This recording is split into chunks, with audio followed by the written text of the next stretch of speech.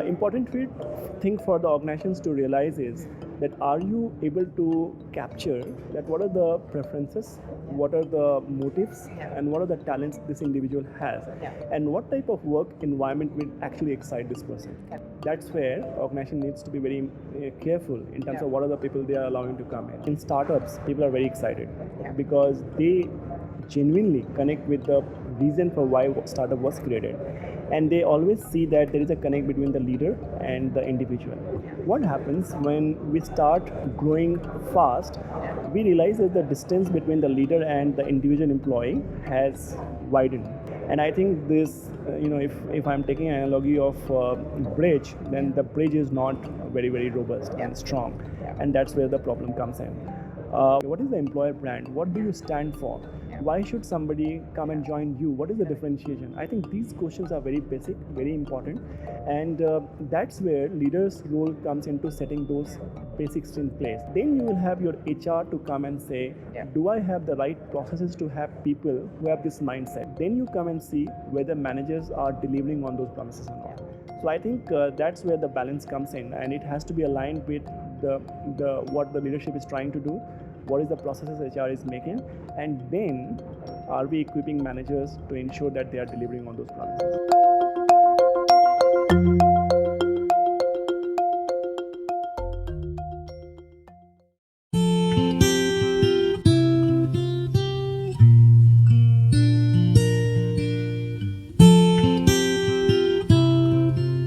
But at the end of the day, we should also realize that human beings are not resources. Okay, if you keep pushing only on the result side of it, okay, without realizing that it can also make them suffer on their other side, then you realize that it's not going to be sustained for a long period of time.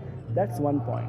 Second point is that I'm very excited about the organization, but then when I look at my processes and systems, then I realize that it's a lot of pain fighting internal battles rather than fighting the competition, because it's not aligned to what we want to achieve. The companies who track sustainable engagement vis-a-vis companies who are only measuring engagement, there is a huge business differential, and that's where the concept of sustainable engagement is what is being brought by Willis Tower Watson in India, and we are seeing very positive results out of what people have to talk about this.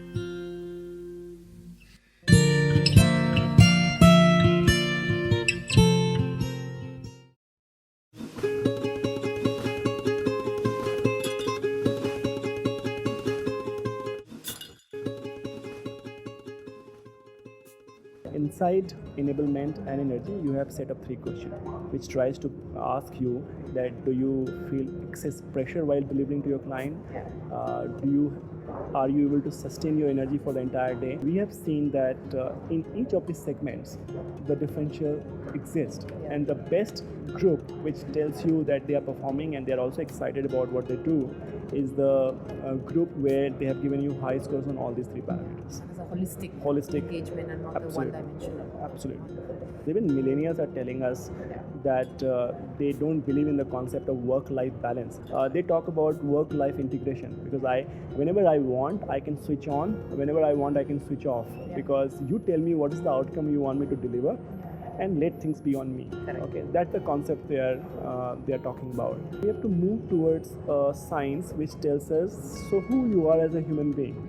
And apart from ensuring that we give you everything what you require to do at your workplace, we also take care of your physical well-being, we also take care of your social well-being, and we also take care of your emotional well-being. And we really want you to deliver based on what you want to deliver. So aligning your personal mission with the organizational mission is something which will be very critical.